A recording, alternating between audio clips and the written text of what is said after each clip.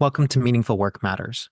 I'm your host, Andrew Soren, and today I'm joined by Jess Annison, a UK-based positive psychology practitioner who works in organizations as a coach and change consultant.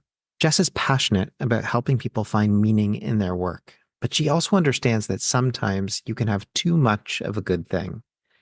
In this episode, Jess shares insights from her recent research on the complex relationship between stress and meaningful work.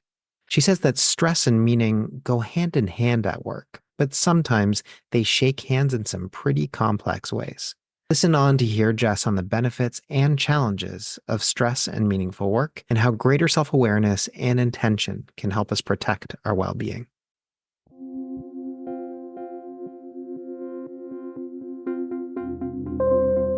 Welcome to the Meaningful Work Matters podcast. I'm your host, Andrew Soren, founder of Eudaimonic by Design. On this podcast, we'll dive into the world of meaningful work, explore its complexities, and examine its impact on people and the organizations they're a part of. Each episode features insightful conversations with cutting-edge experts who are successfully navigating the challenges of meaningful work.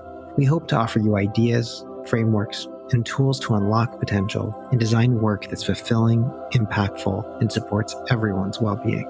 Subscribe or follow us now, and let's make meaningful work matter.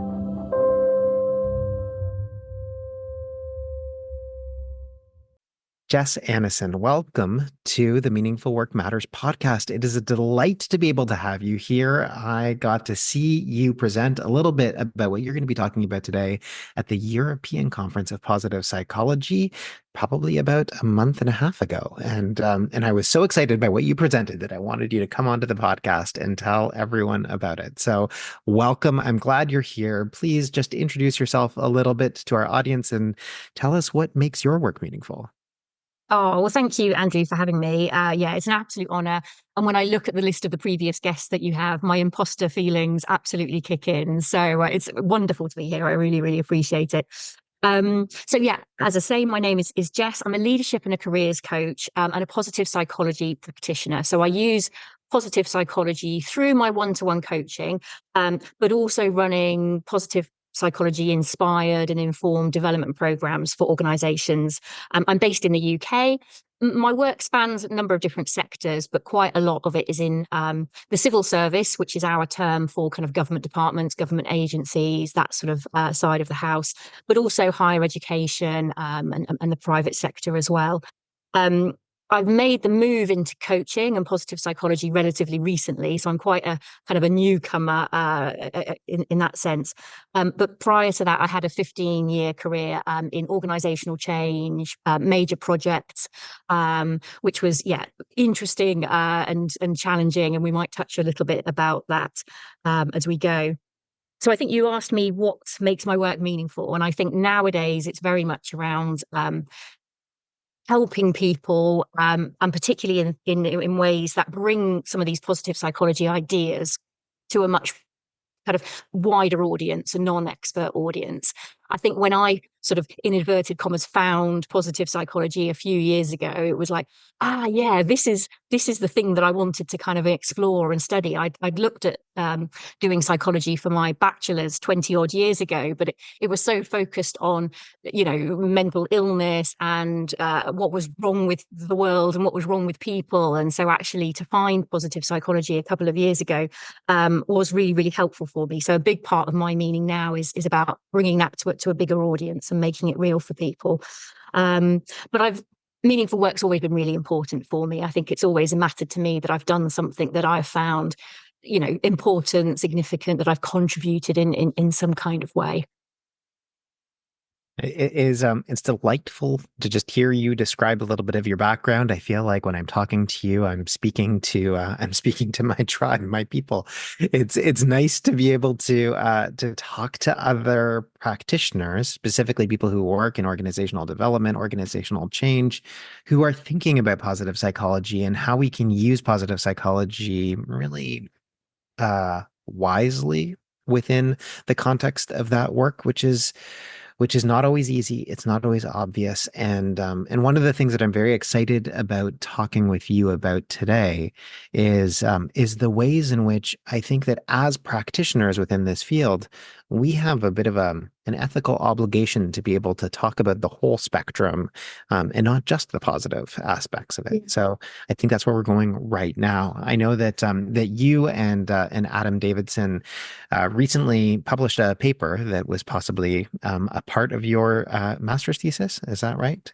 Yeah, correct. Um, in applied positive psychology, that looked at the relationship between stress and meaningful work. And so, as I said, I got to see you present a little bit about this at the European Congress of Positive Psychology earlier this year. And I was struck by all of the wonderful complexities that you were able to paint with this research. So let's dive in. Let's do it one step at a time, and maybe let's start with stress. It's something that we all know. It's something that we all feel probably on too regular a basis, but it's probably one of those things that we don't unpack a lot. So, what Mhm. is stress? Tell us about it. I think, the way you've summarized it is absolutely right. I think we've almost taken it as a bit of a kind of, a fait accompli. It's just a feature of the modern workplace. It's just a feature of kind of, what it is to be in the workplace at the moment. Um, so stress is when we experience challenging circumstances or demands that exceed our resources, that exceed our ability to cope.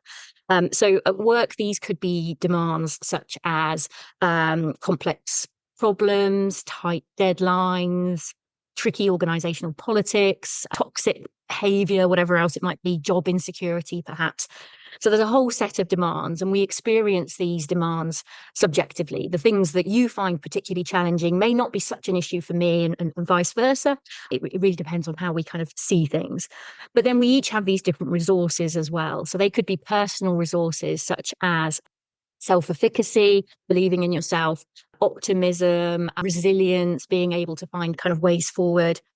It could be social support, so perhaps having a supportive line manager, supportive colleagues, friends and family that you can talk to and offload with, and that sort of thing.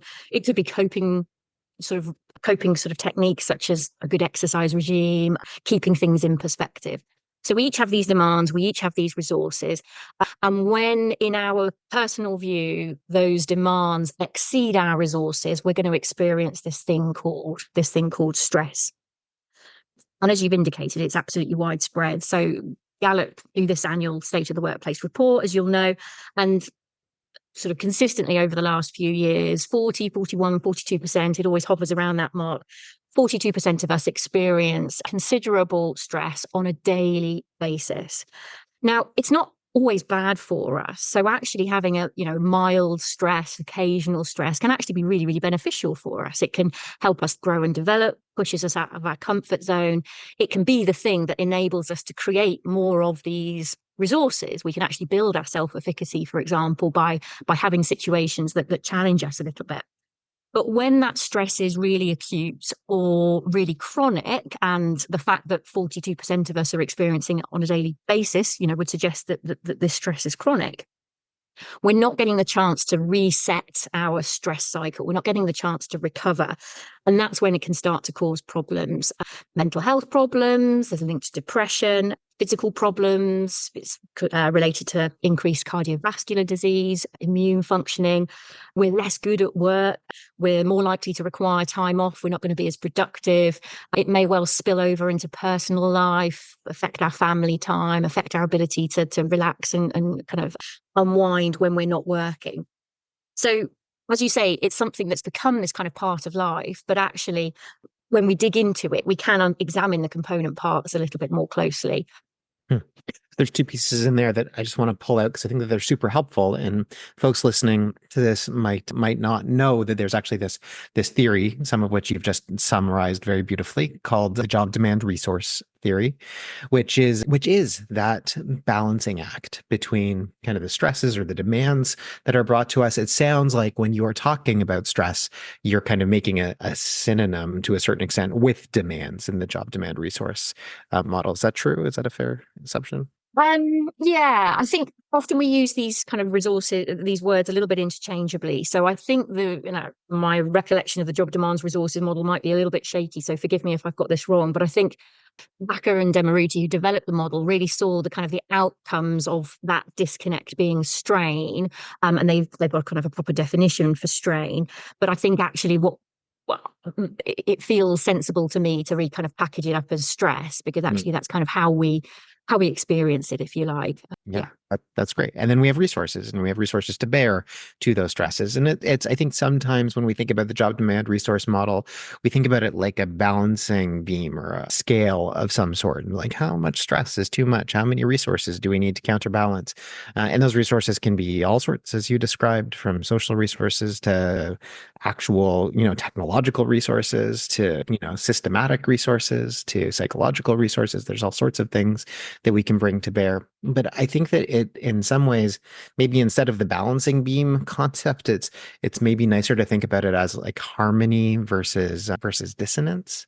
Mm. Because I mean, depending on the situation, depending on the individual, we can take a lot, we can maybe take a little. It really depends. So thinking, what do we need to create harmony in our lives between the amount of stresses or demands or strains that are placed on us and the necessary resources that we need becomes a really important aspect of this. And then the second thing that you talked about that I'm just re-highlighting because I think it's so important is that not all stress is bad stress. There are researchers out there who talk about eustress versus distress.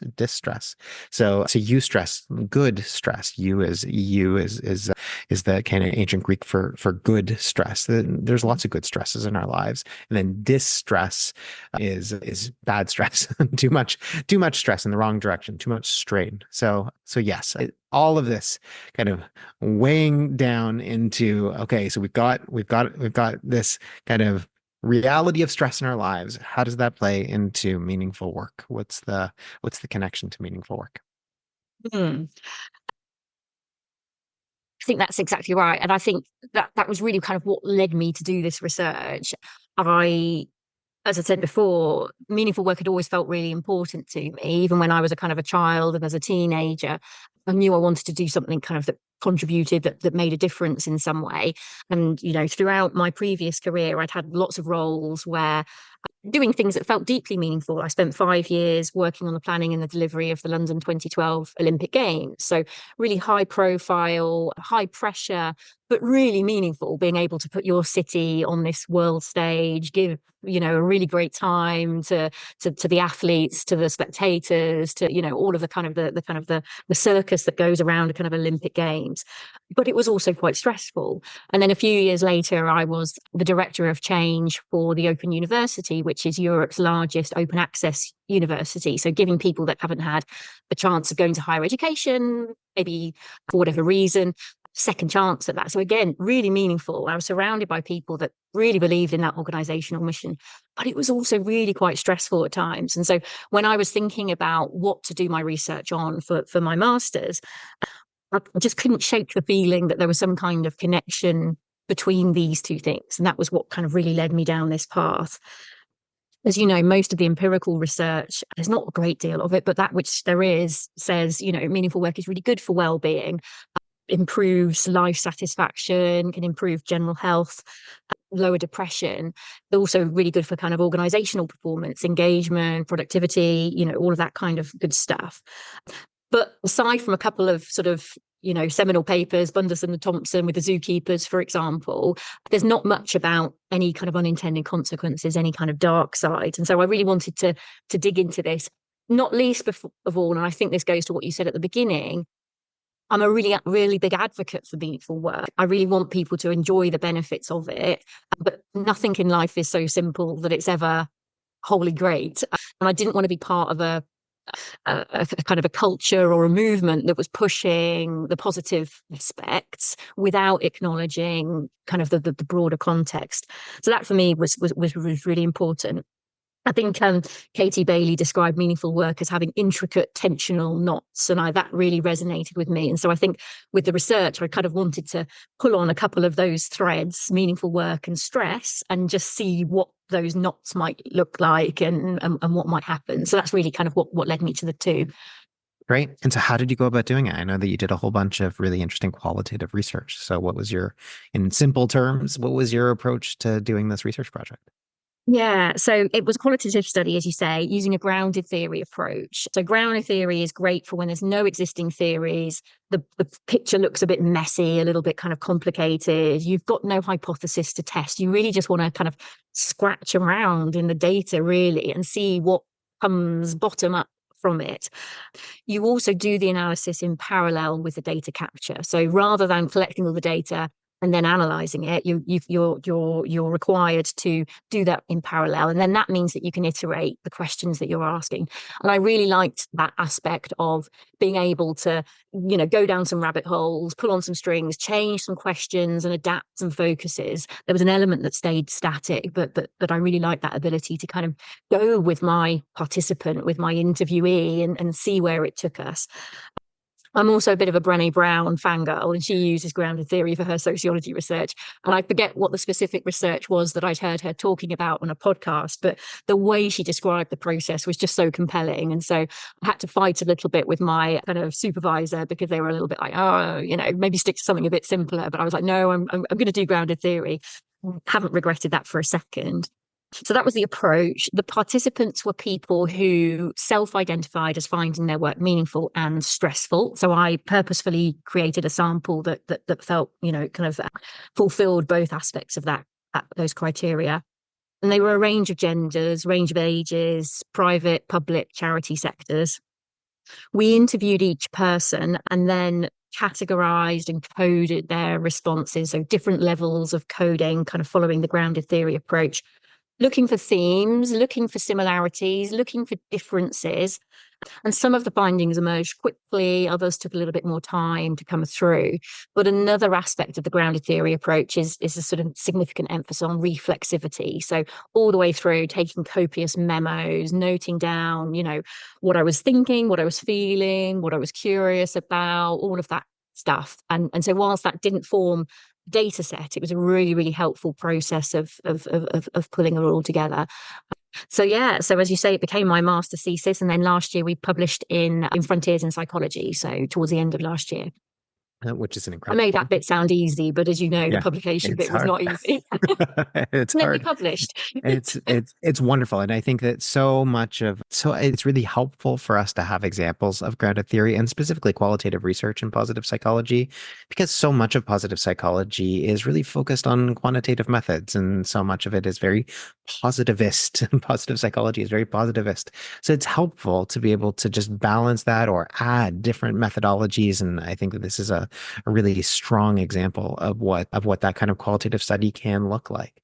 Now, as part of that, you collected, as you said, a whole bunch of sub themes as you started to have these interviews, and so I'd love for us to kind of walk down kind of the different sub themes. I think that one of your participants, I remember you saying, described the relationship between stress and meaningful work as being something that went hand in hand. So, what were some of those complex handshakes? Because they seemed definitely complicated. Yeah, I love that. I loved the phrase from my participant hand in hand, but I also like your six complex handshakes. I think that's exactly kind of how it is. Essentially, what we uncovered were what appeared to be kind of multiple bi-directional, so two-way relationships between the meaningfulness that somebody is experiencing and the stress that they're experiencing. And some of these relationships were helpful to well-being, and some of them were harmful. So meaningful work could be both good for stress, help mitigate, alleviate stress, but it could also create or exacerbate it.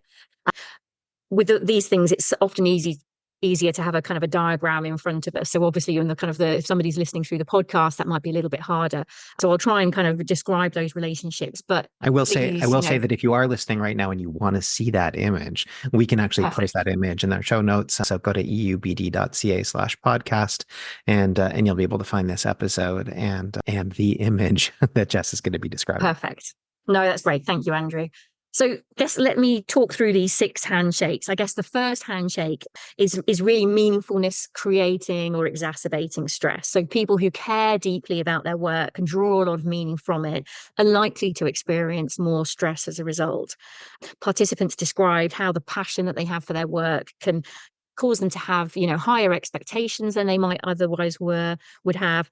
If there's a risk that those expectations, those standards aren't going to be met, it can cause a lot of frustration. They can feel upset about the missed opportunity that might have been had if things had happened as they wanted to have. Participants talked about not letting people down, doing the work at almost any cost and at almost any personal cost to them. One participant saw it as a linear relationship. So the more he cares about it, the more potential there is for stress. So lots of different examples. The vast majority of the participants identified this as being something that they recognize meaningful work creating and exacerbating their stress levels. I'll come on to the second handshake because really this is a flavor of number one, if that makes sense. It's not really a different relationship particularly. But what we found was that this ability of the meaning to create or exacerbate stress was particularly true where there was a significant volume of work. So when there's always more work to be done and it's meaningful work, it's much more likely to kind of create that stress. One participant, a doctor in the UK, described it as being a bottomless pit of meaningful work. He could just keep going, just keep working. It's meaningful stuff. He will never get to the bottom of this sort of pit of work. And I think when we think about the modern workplace, working long hours is quite normal. It's becoming harder and harder to switch off. You've got emails and stuff, instant messages coming to your phone. And so people described how, despite often being tired or worn out and knowing that they're not really doing their best work anymore, the fact that the work is meaningful makes them much less likely to stop. They're less likely to withdraw this discretionary effort. And this is having a significant impact. Yeah. Yeah, no, as I reflect on those two first categories, and they're very similar and they're also distinct. So we've had Jeff Thompson on this podcast talking about the zookeeper study that you described before. And it feels like that caring deeply aspect of it is very, very much kind of what Thompson and Bunderson found in their research with zookeepers and all of the complex relationships that had. We've also had Donna Gaffney, who is a nurse educator and works specifically in healthcare settings. I think that very much speaks to the bottomless pit space. You just kind of mentioned that one of your participants was a doctor. This, especially over the last few years, in the context of the pandemic, in the context of the aftermath of the pandemic, this bottomless the pit of just enormous volume that never ends, creates an interesting distinction. And I see how those things are both related, but also a little bit distinct. Yeah, no, helpful and really helpful to kind of add those extra things in. I think people described how, some of the kind of the implications in terms of not seeing their family and friends and some of the sadness around that, not prioritizing their family because their work is so meaningful and kind of knowing that that's not quite the right balance, but yet not being able to or not wanting to make a shift in that. So yeah, quite an interesting set of kind of responses for that one. The third handshake looks at the impact of meaningfulness and stress, but actually finds a helpful relationship. Specifically, that meaningful work can help us to tolerate and alleviate stress. And generally, what we found is that participants tended to accept that the stress was in service of something they cared deeply about. So, yes, this is stressful, but actually, it's for something I care about. And so actually this is going to help me keep going. I'm not going to quit. I'm not going to throw in the towel. I'm going to keep working through this. One of the participants said something along the lines of, can cope with the stress if it's something I care about, but if it's stress for stress's sake, I can't really cope with that as well. Another one described how, even the very, very hard days were worthwhile because she believed in what she was doing. So I think that was the kind of the first evidence of a helpful relationship between the meaningfulness and the stress, which we found really interesting. It makes me think, and I think that your next one too probably goes there in that direction too, but about some of the people who've come on this podcast, specifically talking about positive activism and its relationship to meaningful work. So Sarah Steffens from a union perspective, or Todd Kashtan from a principled insubordination perspective, talking about the fact that in many ways, the act of doing something deeply meaningful, that is stressful, but that stress is the reward to a certain extent. Like the meaning is so important. It really adds a tremendous substance to your life. Yeah, absolutely. I recall a participant saying something along the lines of, I wouldn't, if it was meaningless but easy, or even meaningful and easy, I wouldn't be here. This wouldn't be enough to keep me. So there is something inherent about the two things that I think is, yeah, really fascinating. So I'll turn now to looking at handshake number 4, which is the impact of stress on meaningfulness. And this found that the stress can reinforce the meaningfulness. So participants attributed this to the meaningfulness, reminding them of what they were trying to do, reminding them of the importance of their work, and helping them see that, the outcomes of their work, even if those outcomes are really kind of hard fought, matter to them and are contributing in some way.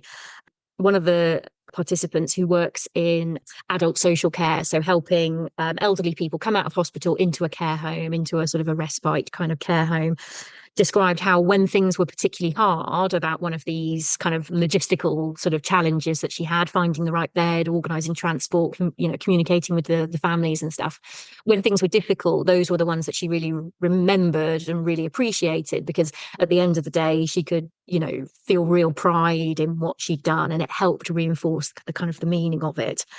And another participant talked about how maybe there was a positive reinforcement thing going on, because he, basically said, anything I'm stressing about must be important to me. So kind of, even taking aside some of those more cognitive thoughts about the meaning of what he's doing, just the simple fact of him stressing about it made it feel more meaningful to him. So I thought there was something really interesting there that I'd kind of like to dig into at some point. But yeah. So we've got reinforcing meaningfulness, and the next one is reducing meaningfulness. Go there? Yeah, absolutely. So that basically identified the opposite, stress reducing meaningfulness. Lots of different examples of this. One person who basically said, I found my work really meaningful, but then there was this question about redundancies in the organization. Me and my team were at risk, and actually that really reduced the meaningfulness that I felt. And I thought that linked really well to your paper with Carol Riff about decent work, because obviously one of the aspects of that is having that security. So for her, she said it was a really meaningful job, but it almost disappeared overnight when the redundancy kind of cloud came over her. It never materialized, because actually maybe I hadn't seen it as, perhaps other people hadn't seen it quite as importantly as she had, as her team had. So I think, yeah, experiencing stress can raise questions for people, I suppose. Does this really matter? If I'm not able to make progress, if they're hampering what I want to do, if leadership aren't supporting me on this, perhaps it's not worthwhile as much. So kind of questioning that. Mm-hmm, mm-hmm. And our last one. Yeah, so the last one really is the one that kind of brings it all together. Effectively, they can feel like one and the same things. Work meaningfulness and stress can be two sides of the same coin, one participant said. Another person described it as kind of egging each other on, proactively egging each other on. And that could be an upward spiral, a virtuous sort of circle, but it could also be a bit of a vicious cycle, kind of depending on the circumstances. The paper's title is "A Few Things in Life are Easy and Worth Doing," and that was a phrase that one of the participants' dad had used to say to him to kind of to gee him on when he was a teenager. Keep going, son.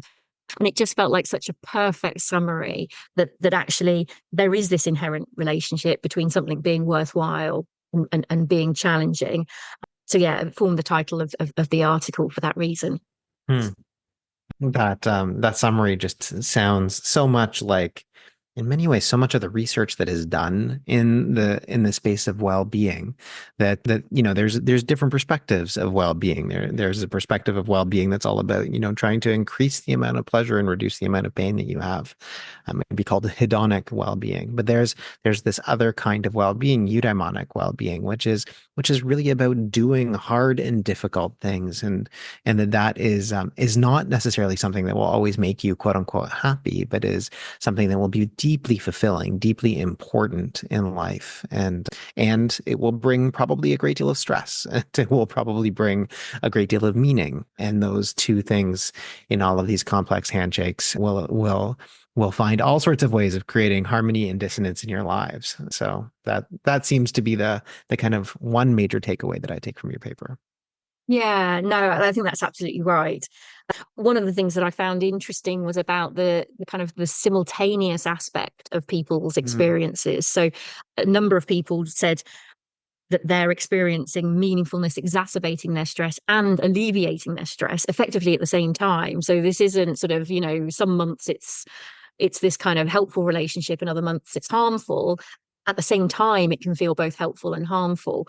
Likewise, stress reinforcing and reducing meaning at the same time. So again, it's that sense of, yeah, it's one and the same. You can't separate it out. This isn't cyclical. This is the nature of what it is to live a worthwhile life, to do worthwhile work. So we know that stress and meaningful work have all kinds of reciprocal relationships. We know that you can care deeply about something and that can create or exacerbate stress, that it can feel like there's a bottomless pit of things that you need to be able to deal with, that stress can actually alleviate, that meaning that stress can be something that is alleviating. So meaningfulness can actually help us take away stress from our work, but the stress can also take away the meaning from our work. And that really the two of those things are two sides of the same coin in all sorts of different ways. So there's some good, there's some bad, there's some ugly in all of these handshakes. What should we do about it? There's a what, Ah, there's a great so what, what's question. the now what? I think the first thing, and probably the most important thing, is about being aware of these potential dark sides. So, absolutely, I'd encourage people to seek out meaningfulness in their work, whether that's in their current roles, through job crafting, whatever it might be. But recognize that it's not a silver bullet. It's not going to cure all ills, and it might have some unintended consequences alongside it. I think there's unlikely to be an optimal amount, a Goldilocks amount of meaning where these dark sides don't materialize. I don't think it works like that. I think there's a really interesting relationship between decent work. So that might be something that could be worth kind of exploring a little bit more.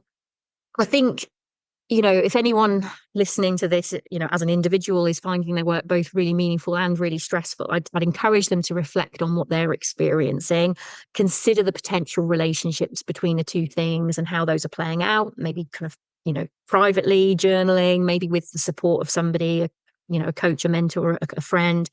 Think about whether that you can make any adjustments, so either to reduce or avoid or mitigate the impact of some of the stressors, or boosting your resources, your coping strategies, making sure that you've got meaningful work as part of a broader meaningful life, that you can keep that perspective, that you're not putting all of your eggs in the meaningful work basket, but actually you've got that broader perspective. I think as organizations and leaders, we do need to be mindful of these unintended consequences. So again, helping people be aware of them, providing space to talk about them, understand them. Ideally, it's for organizations to also make some adjustments to kind of reduce the kind of the negative impact, maybe balancing those very busy, high pressure periods of work with times when actually people can kind of ease off just a little bit, allow people to disconnect during kind of time off, and also role model good practice. So it's great when leaders talk about what they find meaningful about their work and share, kind of what the other implications of that are and how they're managing things like overwork or kind of not holding work-life boundaries as well. I think all of this is particularly important if the organization is championing meaning and purpose as a way of kind of motivating its people. You've got lots of big consultancies that say, meaningful work is the golden ticket. Your people will never leave. They'll all be really engaged and really happy. I loved Antoinette Weibel's, happy cows produce more milk kind of sort of challenge. But I think that those efforts that leaders might take to encourage people to find more meaning in their work will come over as inauthentic even more quickly if they're not also acknowledging some of the darker sides, some of those unintended consequences, and helping their people manage that. So I think, yeah, if you're an organization that's interested in this space, absolutely, use those great techniques people like Michael Steger through the karma model and things like that kind of have shared as a way of helping foster more meaning for people, and be ready for a broader conversation about what that might mean in practice. Mhm. Thank you for not making that just a simple, here's a silver bullet answer. because I think that that is a key to all of this, that there's a huge amount of self-awareness. In some ways, so much of it starts with self-awareness, whether that self is at the individual worker level, or whether that self-awareness is at the manager level, or whether that self-awareness is at the leadership table level in terms of thinking about what it is that we're actually doing as an organization. So that's extremely helpful. But I actually want to go back to the individual level because it's something we haven't actually talked a whole lot on this podcast is what does it mean to think about meaningful work at that individual level? And specifically, you talked about job crafting, but I know that you have a book coming out in the new year that's all about career crafting. So I'm wondering if you can talk a little bit about what that means and also what its relationship to meaningful work and everything that you've just described. Oh, yes. So my current focus, as you say, is about how we can have meaningful careers over time, over the long term, recognizing, not ignoring some of these dark sides, but also recognizing that we change as individuals, we change, the workplace and organizations change as well. So the book is called the working title, at least. I don't think it's going to change. Career Crafting: How to Conquer Your Mid-Career Crisis and Create Your Most Meaningful Work Life. So it's really targeted at that group of people who are, middle stage of their career, maybe feeling a little bit stuck, a little bit unfulfilled, kind of starting to ask themselves, I've done 10, 15 years of this. Is this what I really want to be doing for the rest of my career? And so through my coaching practice over the last few years, and very much informed by the meaningful work literature, it's not an academic book, it's a personal development book. It's very much for, the kind of the normal person on the street, but it is absolutely underpinned by the science. It's not sort of superficial in that way. Through that coaching practice, I've really created this approach to career crafting that helps people create meaning in ways which are sustainable and personal to them. So it starts by helping people kind of hear and heed the wake up call, recognizing that actually the situation that they're in with their career isn't quite right. They want to do something differently about it. Next, it's about enabling people to determine what's meaningful for them. As we know, there's so many definitions of meaningful work. There's so many conceptualizations, different views about sort of, what the sources are of meaning. So to really help people recognize what their sources of meaning are and what that might mean in practice. So, contribution, autonomy, relatedness, helping people, whatever it might be, getting really clear about what that means for them. And then once they know what they're looking for, really work out what they want to do about it. So that could be changes within the role that they're currently in, assuming that they're working, job crafting, so changing the tasks that they do, the relationships that they have, how they think about and frame their work, but also potentially bigger career shifts as well. So possibly changing job, changing organization, maybe changing career, but really importantly, taking an iterative approach to those changes to help de-risk it. So this isn't a throw everything up and do something very different overnight kind of thing. That's just not realistic for most people. But it is about how you can make small changes to test out what other things might look like and how meaningful or not they actually are in practice, because what you think might be the case might not actually be the reality. As you know, meaningful work isn't a sort of a once and done thing. It's something that you've got to maintain. So there's some stuff in there which is around helping people savor meaningfulness, reflect on it, both individually and as groups.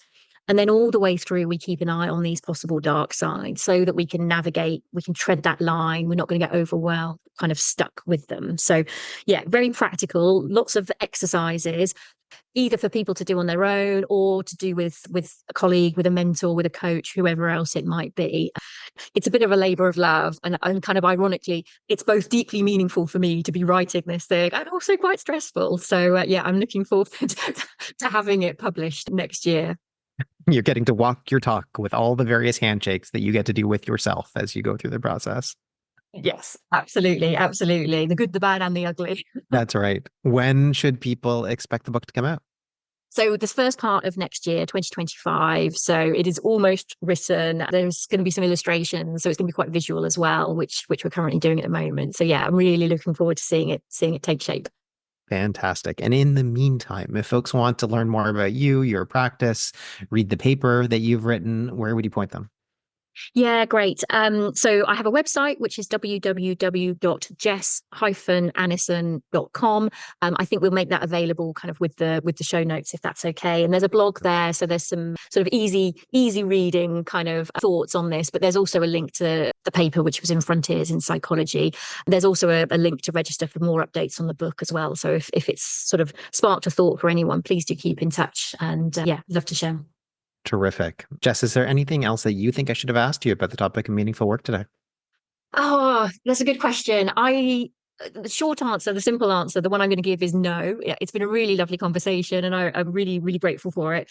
It has the preparation for it, the thinking about our conversation today has sparked loads of thoughts for me about different things to uncover and all of that kind of stuff. So yeah, not least of all this relationship between meaningful work and decent work. It's raised a couple of questions for me about what might this look like. Is it some absence of decent work which is creating some of these dark sides, or if your work is both meaningful and decent, do these dark sides disappear or become lessened? So I think it's raised lots of questions, but perhaps not ones to unpick too much right now.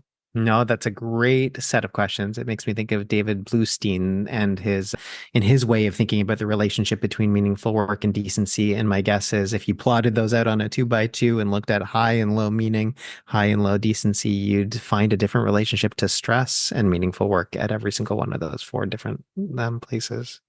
So Mm. yes, we now have like a topic for a whole another podcast episode.